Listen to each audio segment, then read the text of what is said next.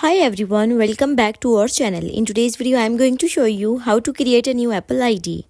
So for this purpose, first you need to open Settings app on your mobile device.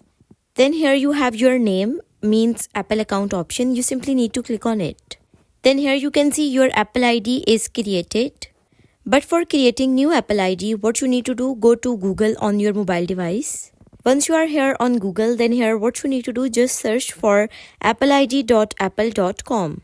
Once you have searched for it, then this type of page will appear on your screen. Then here what you need to do, at the top right corner you have this small arrow, you just click on it.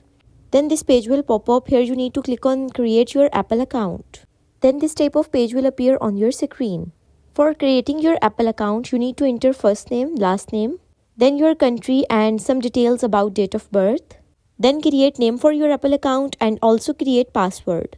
Then here you need to enter your phone number where you get a verification code. And the last step is type the characters in the image. Once you've done all these steps, then your Apple account is automatically created. So this is how you can create Apple account on iPhone. So that's all for today's video. Thank you so much for watching.